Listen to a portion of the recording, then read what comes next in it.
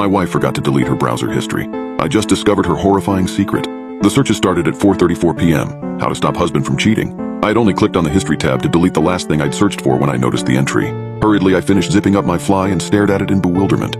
Amy and I had been almost too careful. We had never so much as looked at one another in my wife's presence, let alone done anything that could have raised suspicion. There was no way she could have known that I was cheating, even if she had looked through my phone. With a heavy heart, I'd forced myself to delete any incriminating photos Amy sent me after I was done with them, and we had a strict call-only policy.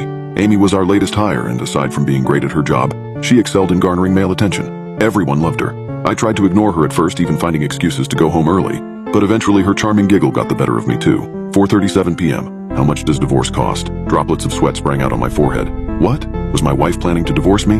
But why? There was no way she knew about Amy and me. Just when I thought that was it, I continued reading. This is when things started to get strange. 4:39 p.m. Why do humans feel emotions? I pursed my lips. If by some miracle my wife did know about the affair, I couldn't imagine the way she must have been feeling. I started considering the possibility she had seen us together, but before I could delve too deep into thoughts, I saw a large drop of blood land on the keyboard. What the hell? My first instinct was to look up at the ceiling. Nothing. A strong metallic smell made me come to my senses.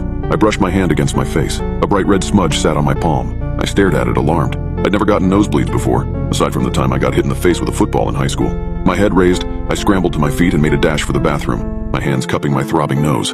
Once I had managed to stop the bleeding and cleaned myself up, I returned to the computer, slightly confused but still curious as to what else she searched. 4:44 p.m. Which part of the brain is responsible for love? This was an oddly specific search. I couldn't recall my wife ever being interested in science or biology. I checked the account logged into the browser, just in case. Perhaps this was someone else's history altogether? Or maybe we'd been hacked. That's what I hoped anyway, but the strange searches continued, only getting weirder. 4:49 p.m. What is excerebration? What on earth was excerebration? Some kind of fancy divorce? I'd never heard of the term in my life. I didn't even hesitate before clicking it, eager to find out what my wife was planning for us. I now wish I never clicked it. As the results came up on the monitor, my stomach lurched and my gag reflex kicked in. The images were graphic enough for my hand to automatically gravitate towards the return button, but a short paragraph in bold caught my eye. An ancient procedure involving chiseling through the bone of the nose in order to scoop out the brain matter. My heart hammering in my chest, I clicked the back button and scanned the rest of the entries. 5:01 p.m. Can a person live without the hypothalamus? 5:05 p.m. Location of the hypothalamus, 5:11 p.m. How much temazepam is safe? My skin crawled as I read, but I couldn't look away. I was so immersed that I didn't even hear the front door bang. Honey, I'm home! I stared at the wall, too shocked to reply. What was I meant to say? How was I supposed to ask her about all this? Hello? She called again, her heels clacking towards me. Hey! I choked, throwing the box of tissues into the drawer. How was... Oh, good. She smiled as she appeared in the doorway. How are you? You had quite a lot to drink last night. I stammered. I did? She studied me as though she wasn't sure whether I was joking or not. What's all this? I asked, gesturing to the computer screen. She joined me at the desk, frowning at the clammy wood surface. What? I pointed at the browsing history, my index finger shaking visibly in the air. Oh! She flushed, 2 pink spots appearing on her cheeks. Well, you did say we could try it, so I had to do a little research, you know? What? I said we could try...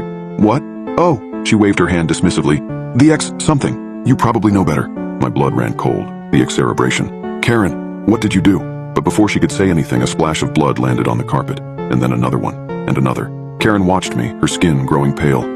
What? Suddenly a small fleshy lump escaped my nostril and rolled down the front of my shirt. We both stared at it in shocked silence. Then my wife screamed, turning on her heel to flee the room, but I caught up to her, pinning her against the wall. Tell me what the fuck you did!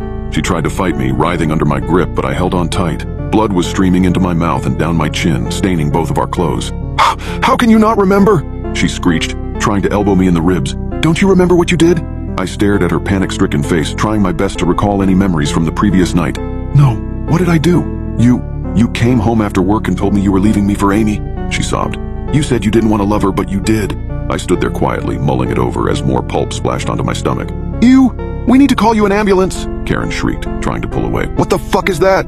Then what happened? I demanded, my heart practically leaping out of my chest. Tell me what you did. What the hell, John? She screamed. We got drunk, okay? We got really wasted. And then you said you knew of a way to fix this. To fix us. You said there's something called hypothalamus in your brain, and if removed, it would stop you from loving Amy. I felt like I was having an out-of-body experience. What the hell was she saying? Had she actually attempted to remove a part of my brain? And... Wait, I whispered. Who's Amy? Her expression made me feel foolish for not remembering. I knew that name. Amy. It sounded so familiar, and yet I couldn't for the life of me put my finger on it. What? What the hell do you mean? She sounded bewildered. Amy, the girl you were cheating on me with for 6 months? I don't. I mouthed, releasing my wife and crumpling to the floor. I don't remember. Karen stared at me. her white blouse resembling a massacre, her mouth pressed into a thin line. What's happening to me? I whispered. She was silent for a moment, but I could see her eyes brimming with tears. Honey, what if I accidentally hit your hippocampus instead? What? That told me nothing. Hell, Karen, I'm not an effing encyclopedia. Enlighten me. What the hell is a hippocampus? Nothing could have prepared me for what she said next. Honey, she sobbed. You're a doctor. It's the memory part of your brain.